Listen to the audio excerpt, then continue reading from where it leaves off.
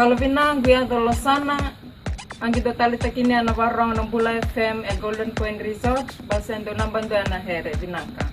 Bula binaka na adang ko tevita uti ungoi nanti ando talita wale varong ng Bula FM nambando ana sir. Nadang ko makilesi werkraki NSB ng Bula FM nambando ana sir. Hello nga ratu kitchen ng Vatuwaqa ando talita na varong ng Bula FM nambando ana sir ungo lusu. Bula FM number 2 ana sir.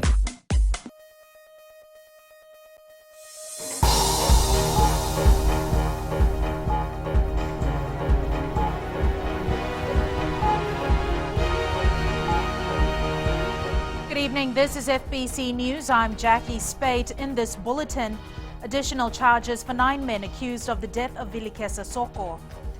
Nasinu family closely escapes house fire, and landowners oppose gravel extraction in Dawasamu.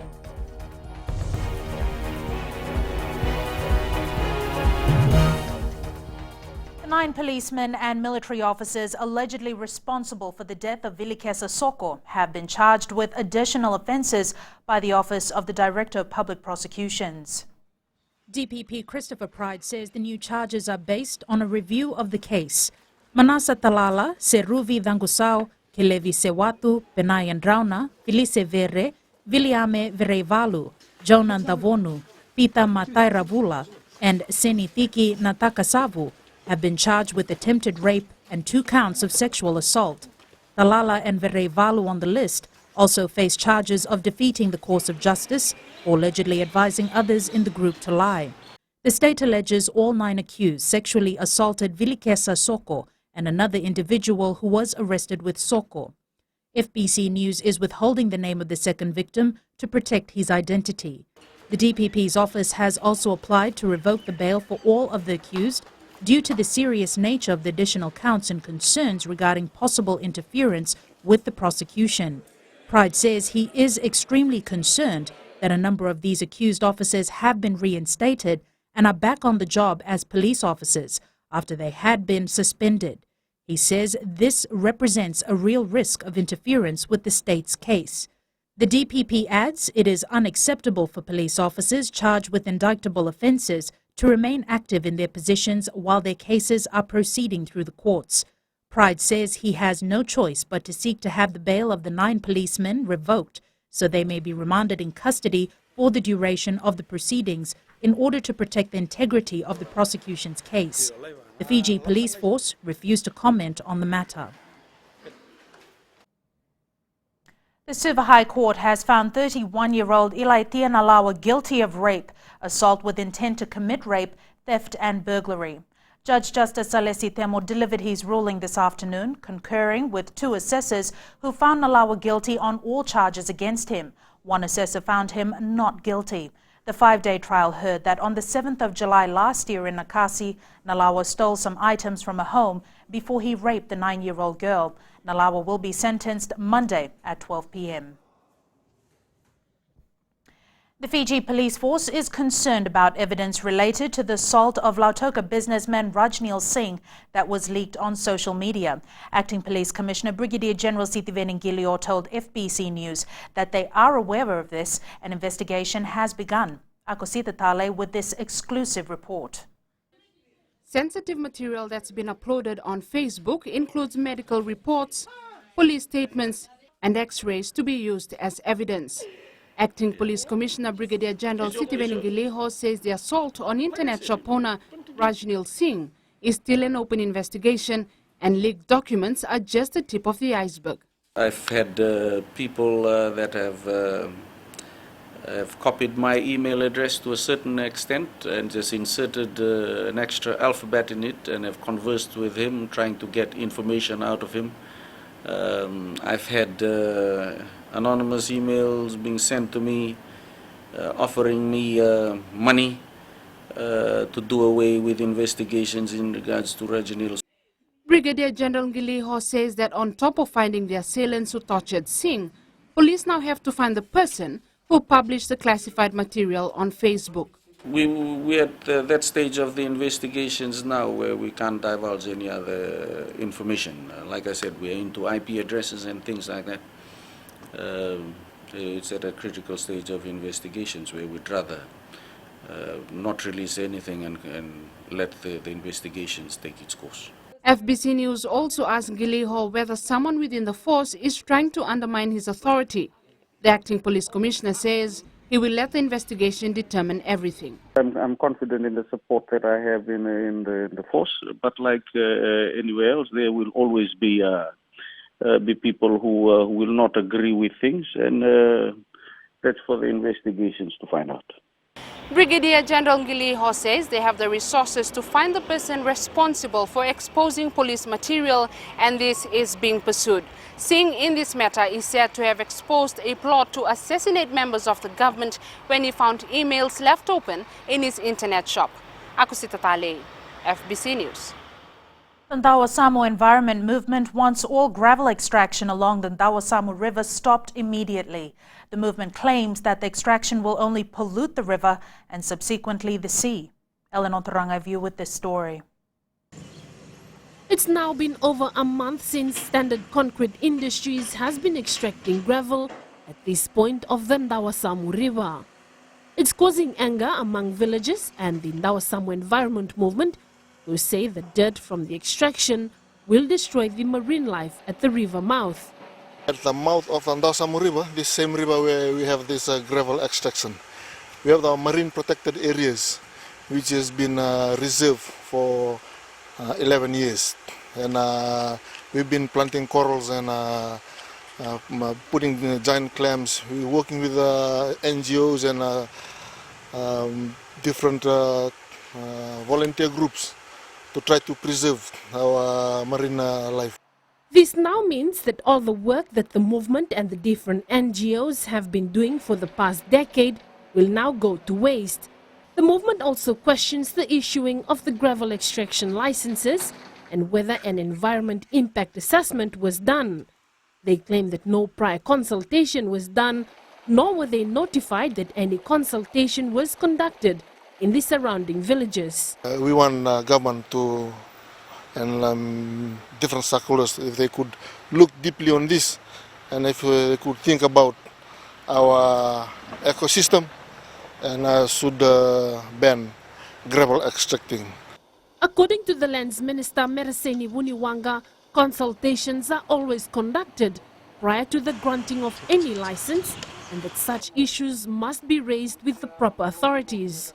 The issues we've highlighted are environmental issues which really should be raised, brought to the right authority. At the moment, it's the Ministry of Lands and also Itoke Lands Transport that issues gravel licenses. There's an inter-organizational committee that's sitting at the moment to look at how we can align the processes in both institutions so that they're consistent. General Manager Standard Concrete Mosese Bolabola says all the studies, assessment and public consultations were done at Ndawasamu and they received the consent of landowners. He says they have not received any complaint from anyone and adds there are mechanisms for redress available under the Environment Management Act. FBC News understands landowners are receiving $6 for every ton of gravel extracted from the river. Eleanor Turangaivu, FBC News. Coming up after the break, NCD policies to become compulsory in all government ministries and departments.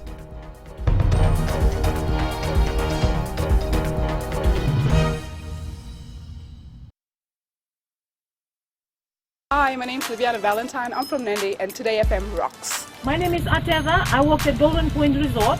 I love listening to Today FM. Today FM rocks. My name is Krish. I'm from Tava. I like listening to Big Breakfast. Today FM rocks. I'm Juliana. I'm from Vatuwaqa and I like listening to Today FM. Hi, my name is Chelly. I live in Arere. Today FM rocks my grog and lollipop. Bula, my name is So. I'm from Navua. I like listening to Today's FM. Bula, my name is Asilika from Rocky Rocky and Today FM rocks with my flip-flops. Today's hit music on Today FM.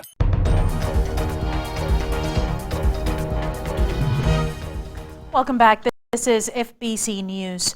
A family in Valelevu Nasinu is homeless after their 4-bedroom home was destroyed in a fire. When FBC News arrived at the scene, firefighters had controlled the fire, which is believed to have started after midday. Some members of the family, including children, were in the house but escaped unhurt.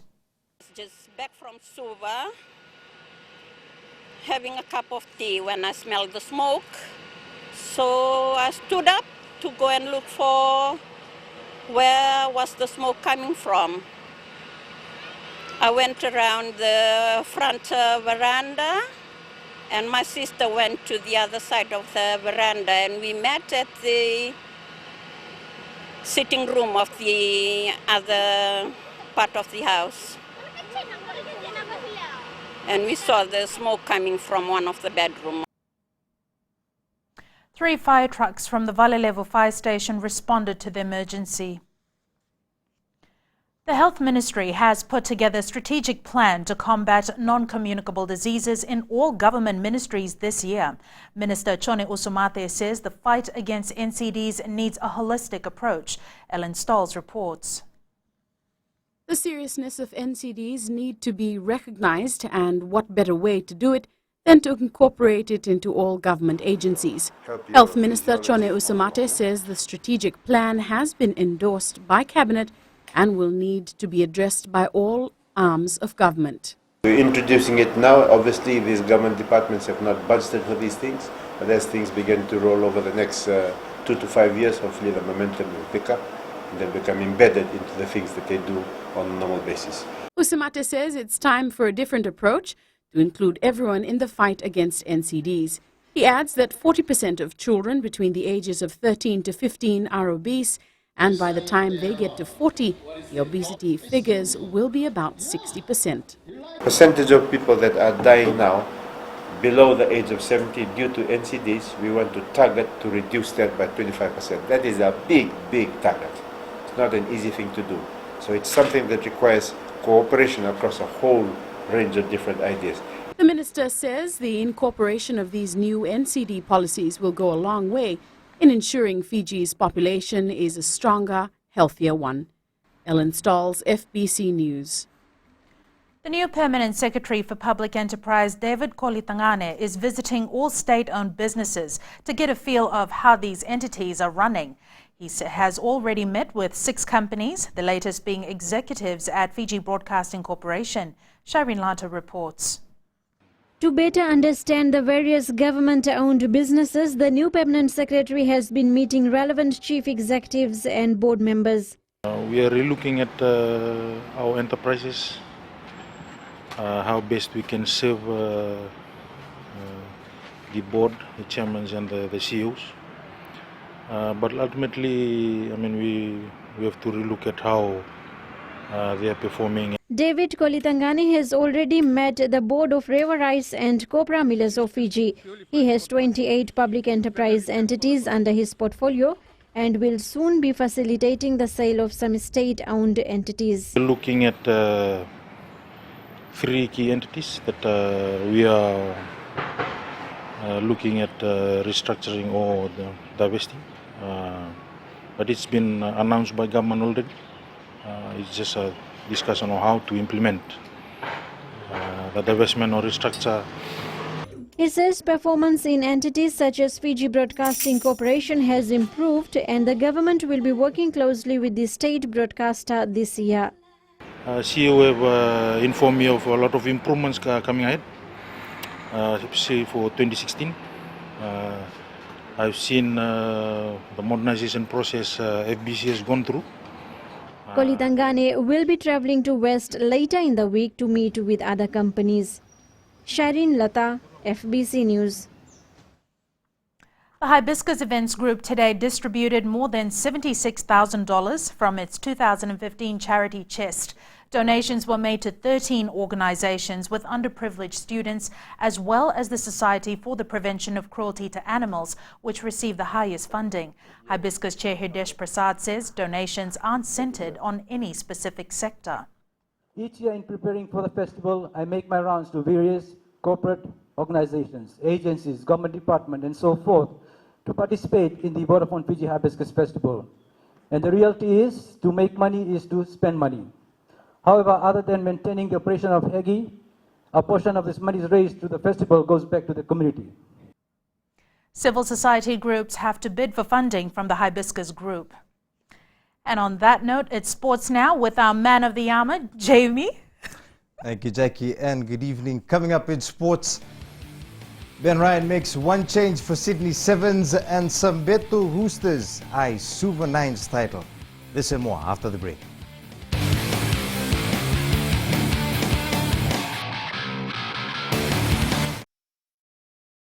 Yandra, I love listening to Gold FM at Golden Point Resort. Gold FM, only the classic hits. Hola, my name is General from Rugby. I love listening to Gold FM, only the classic. I'm Moses from Value. I love listening to Gold FM, only the classic hits. My name is Marida Manako. I'm from Kandavu. I like listening to Gold FM, only the classic hits. My name is Tilipa from Tavwa Town. I love listening to Gold FM, only the classic hits. Gold FM, only the classic hits.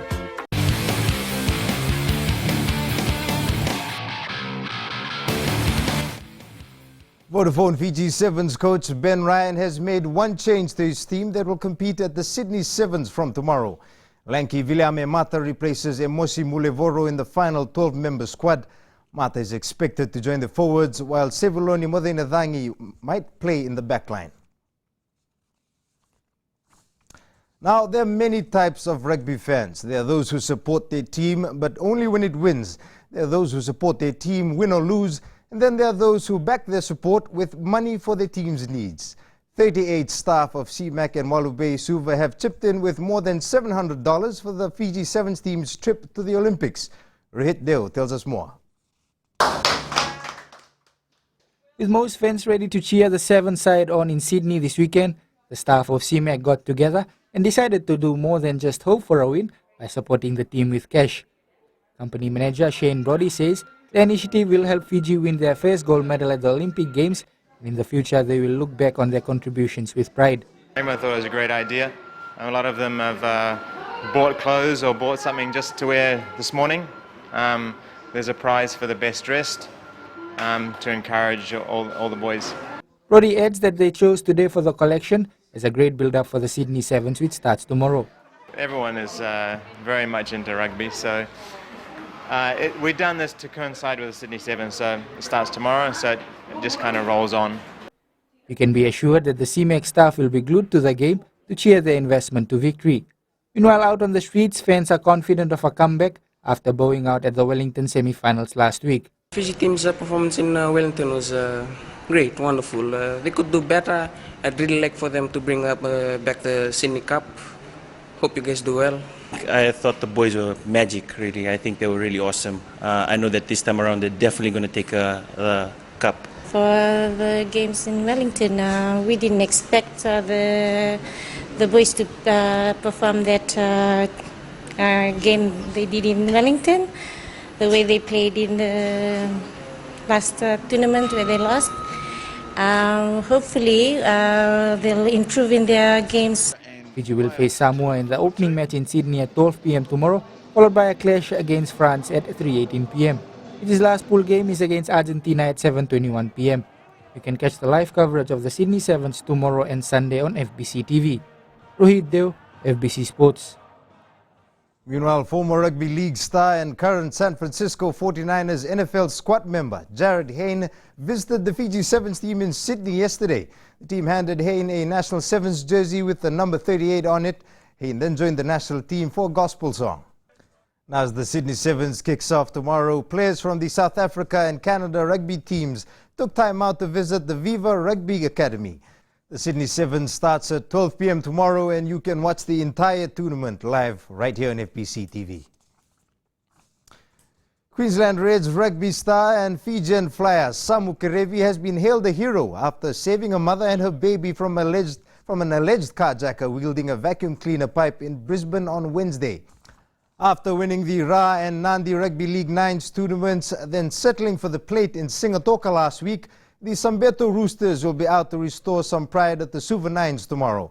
Josephine Navula caught up with the team at training and filed this report. The Sambeto Roosters have been working around the clock to maintain their fitness and correct the mistakes of previous games. Preparation has been different with players from the past few weeks. And now that we are on the final nines tournament, I have faith that they will perform to the best of their abilities tomorrow and maintain the position that we have achieved so far. Coach Naravu says the team didn't play to his expectations in Singatoka last week.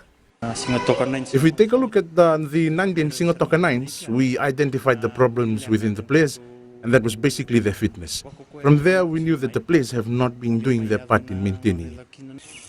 Naravu is confident, though, that the Roosters can pull through for another victory tomorrow. Winning the Ra and Nandi Nines and won the plate in Singatoka, I told the boys that we should aim for nothing less than a win at the tournament tomorrow.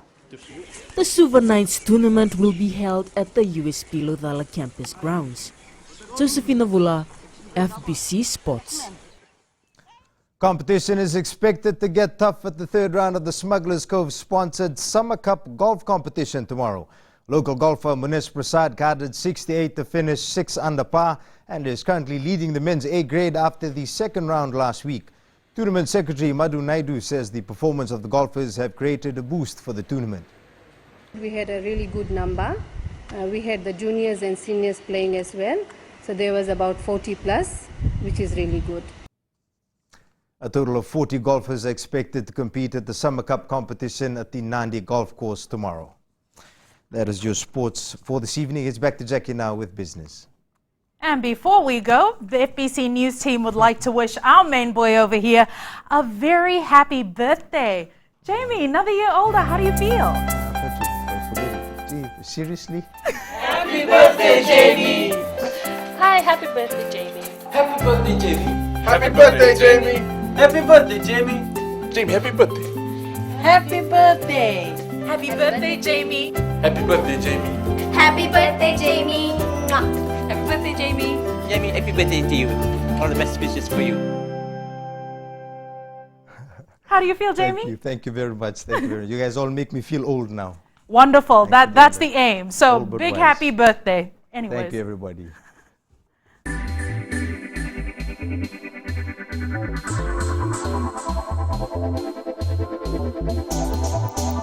Fiji Broadcasting Corporation and telecommunications company Digicel today committed to another year of partnership of FBC News and Sports radio bulletins. The sponsorship going into its third year reinforces the synergies of FBC's countrywide coverage, keeping Fijians connected with Digicel's bigger, better network. FBC CEO Riaz Said Qayyum says the commitment by Digicel is testament to the credibility of FBC's news service, a sentiment Digicel CEO Darren McLean shares. The news is doing some fantastic things, and we're always trying to improve. And FBC News in the past few years has really become a household name because of the way we've decided to not only brand FBC News, but in terms of how we're doing our work. We see good value in this. This works for us. We consider that FBC's quality of FBC's news and sports is at a high level. Your facilities are very modern and really world class. So, and from a viewership point of view, you've got a very strong fit and alignment to some of our target markets also. FBC is expected to make an announcement in the coming months that will take our news and sports broadcast to another level. So stay tuned.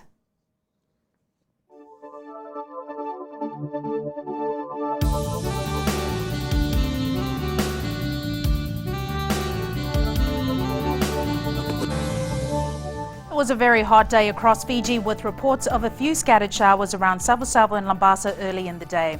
Looking at temperatures, Nandi, Lautoka and Bar reached a sweltering 35 degrees. Suva and Lambasa was slightly cool at 33 and Savu reached 31. For tomorrow, expect more of this extremely warm weather with a very slight chance of showers or thunderstorm late in the day. And looking ahead to Sunday, the heat wave continues. At sea, light winds and moderate swells. Recapping the main stories for tonight, additional charges against 9 men accused of the death of Vatuwaqa Soko.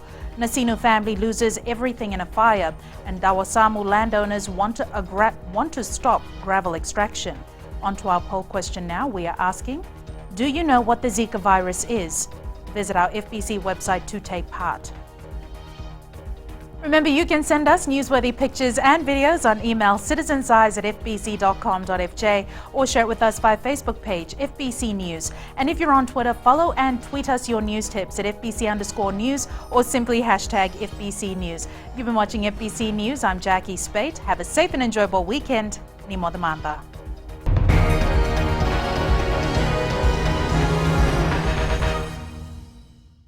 मैं हूँ रेहान खान कुरबो तालेबू के जैसे festival A grade है कुरबो में उसी तरह मिर्ची FM number 1 है कुरबो में एलिन लटका में मिर्ची एफएम को लॉक कर दिया जाए मिर्ची एफएम इट्स हॉट हम नकाशी से साइमान है हमारा फेस्टिवल जैसे नंबर 1 है वैसे मिर्ची एफएम नंबर 1 है माय नेम इज दिनेश हम नेंडी में काम करता है स्लीपिंग जायंट जिपलाइन में और मिर्ची FM is hot I like it मिर्ची एफएम इट्स हॉट